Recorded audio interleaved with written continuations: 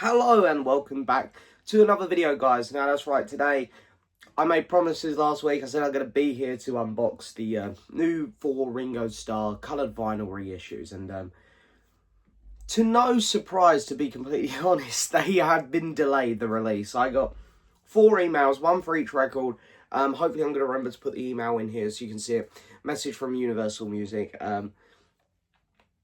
It was such a quick turnaround on the vinyl releases that I'm really not surprised at all that this has happened. And it's completely fine, it is. But I said I was going to come on make a video today. So I want to deliver on that. So I thought, what can I talk about as a substitute of that? And I thought, you know, in my little hiatus, my 5-year hiatus here on YouTube, there's a lot of cool sets I've missed. One of them being the Beatles mono vinyl box set, the re-release of that. There's already a bunch of videos on YouTube about it. Would any of you guys be interested in me talking about that? Let me know, because it's a set I'm curious whether people would be interested in seeing me go over again. But I thought a really good one to go over would be the recent release of George Harrison's Living in the Material World. This is the 50th anniversary vinyl box set. So yeah, we're pretty much just going to be going back at all the box sets I've missed. So we do have the All Things Must Pass one to go over as well. There's been a couple cool Lennon releases and McCartney ones that have come out while I've been off as well. So yeah, today we're going to be going over this one. So yeah, this is of course George Harrison's second studio album, proper studio album, because I know that obviously you have the Wonderwall music, which he was heavily involved with. Was it Wonderwall music? I think that's what it's called. The Indian album. And then, of course, the Electronic Sounds one, which is a bit like Lennon's 3 experimental albums, where it's just George just really mucking about in the studio. And the music itself, it's not really very good, in my opinion. But then, of course, he came out with what is still, in my opinion, the best album a Beatle has done solo-wise. All Things Must Pass. It is one of my favourite albums ever. I would even put it above a couple of the actual Beatle albums. That's how much I enjoy it.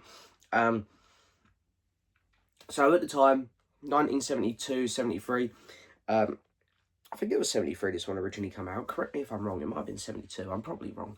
There was this huge anticipation for what George was going to do next, which is crazy because you've got McCartney and Lennon who were putting stuff out. But I think because George had this back catalogue of so many great songs that he hadn't put out, there was this huge expectation and demand to hear them almost.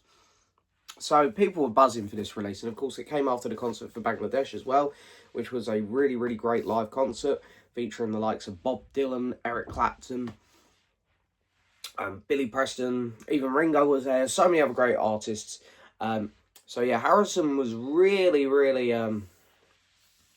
coming out strong after the breakup of the Beatles. And this, of course, is the proper second studio album, Living in the Material World. First off, we've got the cover there, and I absolutely adore this cover. I think it's really cool. And on the box set, it's really nice how they put like a matte lamp on the box itself, but then a gloss on the hand, and of course the title or the name George Harrison there. And then we got the spine, and I think they've kept that in matte. It looks it, but spine's really, really nice. And in the back as well, which they haven't glossed over. But they've kept the really cool little Jim Keltner fan club thing there at the bottom, which of course is a Mick take on the Paul McCartney Red Rose Speedway. On the back of the Red Rose Speedway album, Paul McCartney put the Wings fan club thing at the bottom. And yeah, George took a great opportunity there to completely take the piss out of it by putting the drummer from the album, Jim Keltner, his fan club at the bottom. And I think he even uses the same Wings little logos either side. And it's funny, if you watch the Living in the Material World documentary, which Mike Scorsese made, Jim Keltner briefly touches on this and says he was telling George, no, why have you done that? But that's typical George Harrison's sense of humour. But the box itself is beautiful. It's a really nice hardback. And the presentation on it, fantastic. So anyway, let's take a look at what we get inside. So you've got 2 bits here that come out. And you see, big empty box there. So in the first one we have, and I love this, it's kind of in the same format as the All Things Must Pass set, where you've got the nice gold text there.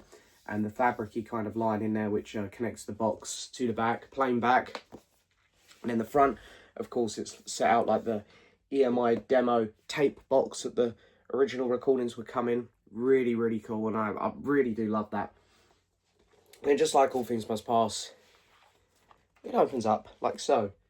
And out has popped the hype sticker, because I like to keep all those little bits. So there's the hype sticker that will come on the cellophane when you buy it brand new. So, George Harrison, Living in the Material World, 50th Anniversary Edition, Super Deluxe, 2 LPs, 2 CDs, 7-inch and Blu-ray with a Dolby Atmos high-res 5.1 surrounding and stereo mixes. New mix by Paul Hicks, featuring previously unreleased studio tracks and demos, 60-page book, and a day-by-day recording notes.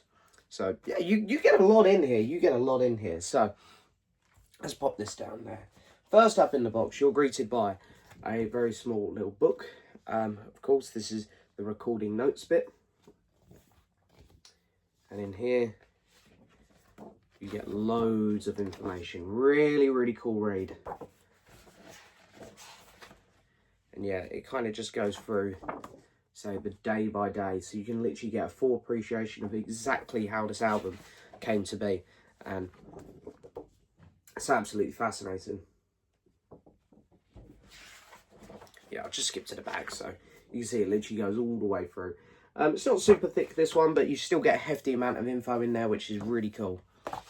And then the only, I'm going to say, disappointing thing I have with this set is what comes next. So you get 2 like inner sleeves that the records would come in. Now, I'm imagining this should have been an actual LP jacket. Like an actual, you know, the actual cover that it come in, not just the inner sleeve. So I think maybe they cheaped out a bit here. You can see there where the record will come out.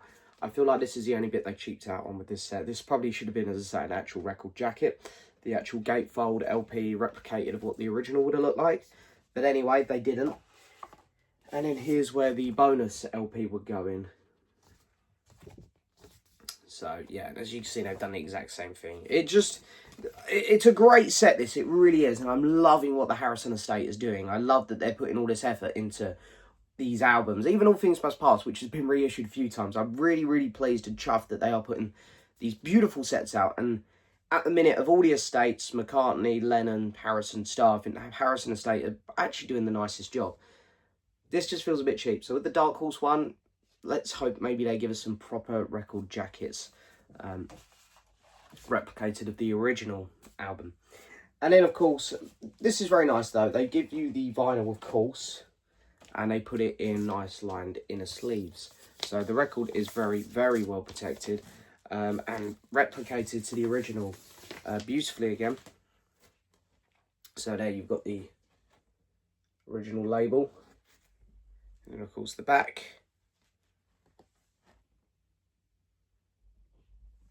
Absolutely fantastic.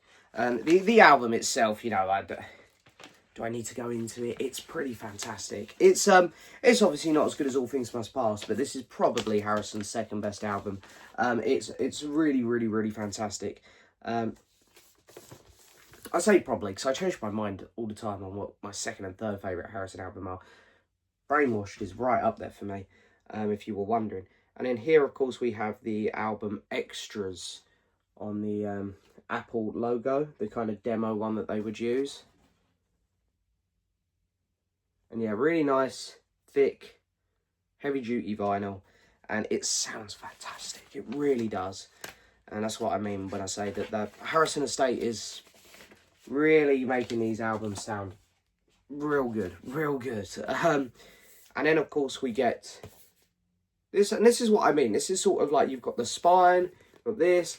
And it's even a gatefold. This is what I sort of expected those inner sleeves to be like, you know, to actually replicate how the vinyl would have come packaged originally. But anyway, this, of course, is our packaging for the CDs and Blu-ray audio. So, yeah, in here, of course, you have both of the CDs, and up here, little jacket, it sort of pulls out, really nice. This is the Blu-ray. And I actually can't remember what the disc artwork looks like on this. Let's have a look. Okay, they've kind of done like a double thing there. That's clever. So, yep, you get that. And then, of course, you probably noticed on the other side of this jacket, slide this back in, the right way up. There you've got the 7-inch single. So, George Harrison, the band, Sunshine Life for Me, Sail Away, Raymond. You see everyone that's playing there on it, and of course most of these people are playing on the actual album itself. And of course you've got Klaus Voormann there as well, who I forgot to mention, of course, who was in Hamburg with the Beatles. And then there we have... Whoa, nearly dropped it, nearly dropped it. Capturing that one in slow-mo if you want. But yeah, really, really nice that they included that.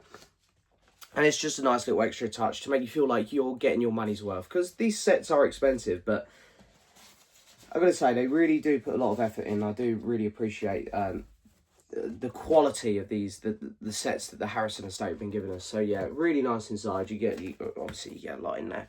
And then the only other thing I have here was I kept this, which was under the cellophane on the back of the box. So yeah, and again, you can have a read of that. You've got all of the extra, oh, that's the original. Here's all the extra demos and whatnot. So you get a real lot in this set. So yeah, there we go. There is the Living in the Material World box set. My overall kind of roundup thoughts on this are it's actually pretty brilliant. I have that small gripe there with them cheaping out on what I feel like should have been the record artwork, replicated sleeve jacket of the original vinyl. But other than that, the quality's brilliant. The bonus tracks you're getting is great. The overall packaging is pretty fantastic. And I know some people feel like, you know, how many times do we need to see All Things Must Pass reissued? And this one here. But they are somehow still improving on the sound every time. I have the George Harrison vinyl box set, and the All Things Must Pass in that sounds brilliant. And then I heard the new 50th anniversary 8LP one, and it still sounded that little bit crisper. And this album has never sounded this good. And I think we're getting onto albums now, even though they have very nice remasters. We have the Apple box set and the vinyl box set, of course. But I'm really curious to see what they're going to do with Dark Horse and Extra Texture, read all about it. So I'm really, really excited to see what the future of the Harrison estate has for us. And I also like at the minute that they're being pretty consistent. They're all coming in these All Things Must Pass like boxes. Oh, I've just realised I actually missed something out. I just went through the box and I didn't show off the book. Of course, you do get a big, big, hefty book with this as well. The other thing that slides out, completely nearly glossed over that, and it is a nice, a big, thick book, and as you can see, nice hardback as well. And again, you can feel like they haven't cheaped out on this one. And again, it reminds me a lot of the stereo vinyl box set where the pages are all matte, but then the pictures, they put a nice glossy touch on. So, yeah, and again, look at this. This is beautiful. Real nice glossy picture from the gatefold of the original LP. Yeah, just really, really great. Loads of info in here. As I say, it is a big book. I haven't actually had the time to go through it all yet, but it's just really fantastic. Lots of great pictures and lots of information, most importantly. So, yeah. Can't believe I nearly forgot to mention that. But anyway, yeah, guys, it is a beautiful set. It's well worth your money, I think. And I'm so invested in the Harrison estate at the minute, and I'm really, really excited to see what they're going to do next. So, yeah, make sure, if you haven't already, to pick this up before it goes out of print, because I'm imagining these sets probably will at some point. But, yeah. Thanks so much for watching, guys. Hopefully, I'll see you in a week or two for the Ringo LPs. I don't know when they're going to turn up now. But you know what? As I say, it was a very quick turnaround, so I'm not super fussed. I'm trying to be as, you know, you got to be understanding, I think. But yeah, really, really great stuff. So anyway, thanks so much for watching, and I'll see you all next time for another video. Goodbye.